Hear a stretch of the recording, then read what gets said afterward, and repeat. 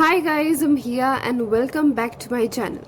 আজকের ভ্লগটা একটু বেশি স্পেশাল, কারণ আমি জানি আমার মতো এমন অনেকেই আছে যারা দিদার হাতের পিঠে খেতে খুব পছন্দ করেন। তাই আমি তাদের জন্য স্পেশালি আজকে নিয়ে চলে এসেছি তালের বড়ার ফুল রেসিপি। এই এতগুলো তালের বড়া আমি বানিয়েছি পুরোটাই নিজের হাতে, অবভিয়াসলি আমার দিদার গাইডেন্সে। তাই এবার থেকে আপনারাও কিন্তু বানাতে পারবেন, কারণ যদি আমি পারি তাহলে আপনারাও পারবেন। So without wasting any time, চলুন ভিডিওটা লাস্ট অবধি দেখুন। তো এখানে আমি নিয়ে নিয়েছি একটা বড় সাইজের তাল। আর আপনারা যখন তাল কিনবেন তখন চেষ্টা করবেন যেটার বাইরেটা কালো সেরকম দেখে কিনতে, কারণ যদি লালচে লালচে হয় তাহলে সেটা তেতো হওয়ার চান্স থাকে। তালের এই কালো অংশটা দেখবেন টানতেই ছিঁড়ে আসছে, খুব বেশি অসুবিধা হয় না। কিন্তু এই পুরো কালো পাটটা ছাড়ানো হয়ে যাওয়ার পর অ্যাকচুয়াল খাটনির কাজটা শুরু হয়।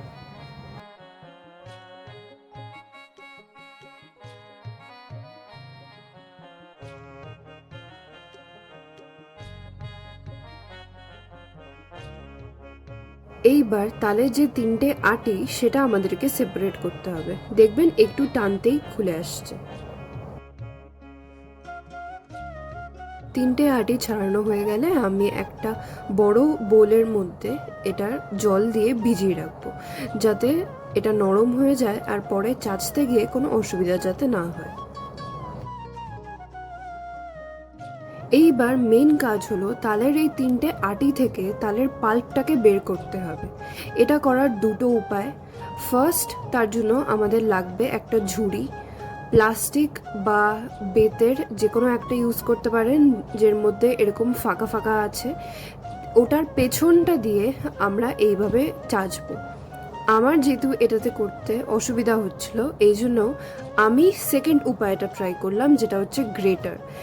গ্রেটার দিয়ে আপনারা ইজিলি তালের এটাকে ছাড়িয়ে নিতে পারবেন।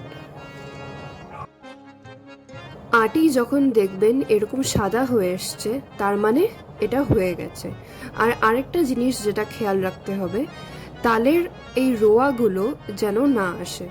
এই জন্য মাখানোর সময় যখনই হাতে তালের রোয়াগুলো পাবেন তখন সরিয়ে দেবেন, কারণ এইটা যদি তাল ক্ষীর বা তালের বড়াতে যায় তাহলে এক তো ওটা তেতো হবে, আর আরেকটা পেট ব্যথা হওয়ারও চান্স আছে। এই জন্য যদি বাই চান্স আপনি এটা ছাড়াতে ভুলে যান, তারপর যদি পেট ব্যথা হয়, I am not responsible. Next আমি এখানে দিয়ে দিচ্ছি দুটো বড় কলা। আপনি কলা না দিয়ে সুজিও দিতে পারেন, খালি টেস্টটা এনহ্যান্স করার জন্য। কলাটা দিয়ে ব্যাটারটাকে ভালো করে মাখিয়ে নেব।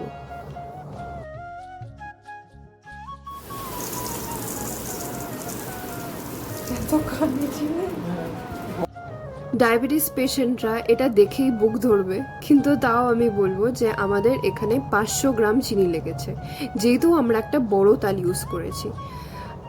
আমরা যেটা এখানে করিনি সেটা হচ্ছে, আপনারা অবশ্যই অবশ্যই পাউডার সুগার ইউজ করবেন, চিনির গুঁড়ো। যেহেতু আমরা এখানে পাউডার সুগার পাইনি, এই জন্য একদম বড় দানার চিনি পেয়েছি, তাই এটা গলতে অনেক সময় লেগেছে। চিনিটা দিয়ে ভালো করে এটাকে মাখিয়ে নেব।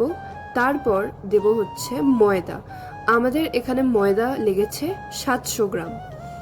সব কিছুকে একসাথে মাখিয়ে নেওয়ার পর কিছুটা এই রকম দেখাবে। এতখানি ব্যাটার খালি একটা তাল থেকে, তার মানে ভাবতে পারছেন কতগুলো তালের বড়া। আমার ভেবেই লোভ লাগছে। আর দেখতেই পাচ্ছেন যে চিনির দানাগুলো এত বড় ছিল যে এখনো গলেনি। ওইদিকে আমাদের কড়াই গরম হয়ে এসছে, এবার দিয়ে দেব সাদা তেল। তেলটাকে আমরা রাখবো মিডিয়াম আঁচে, যাতে খুব বেশি পুড়ে না যায় আর যাতে সুন্দর ফুলে তালের বড়া রেডি হয়ে যায়।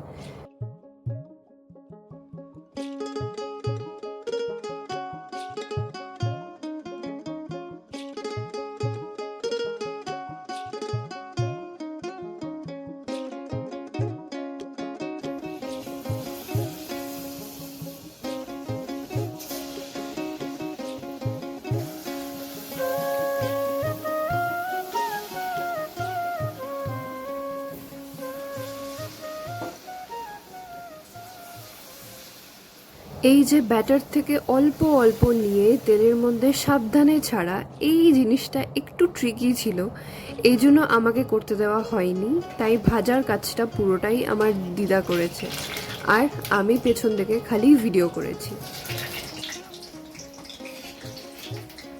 বড়াগুলো লালচে লালচে হয়ে এরম ফুলে গেলে এটাকে তেল থেকে উঠিয়ে নিতে হবে। এটা আগে আমরা রসে ফেলতাম, এখন শুকনো খাই। এটা করে রসে, এটা আরো আরেক রকম স্বাদ।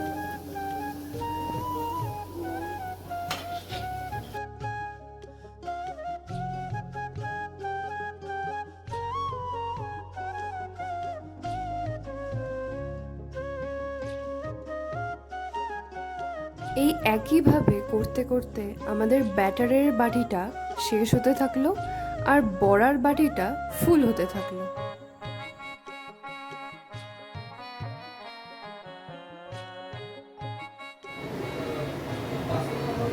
এখানে ভাজা হচ্ছে আর এইখানে অলরেডি হাফ খাওয়া হয়ে গেছে। ভাই, মামি, পাপা, আমি, মা, হাফ খাওয়া হয়ে গেছে। আর এখানে নেক্সট ব্যাচটা ভাজা চলছে।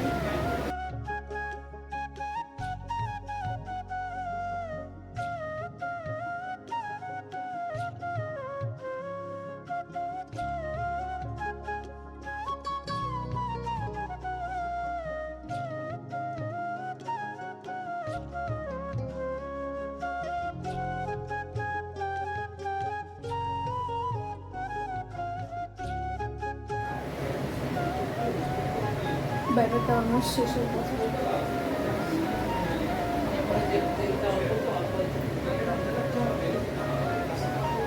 আমার দিদার কাছে গল্প শুনেছি যে তাদের ছোটবেলায় কত ধরনের পিঠে পায়েস বানানো হতো, আর আজ আমাদের এই মডার্ন এজে এসে এই রান্নাগুলো কেমন হারিয়েই যাচ্ছে।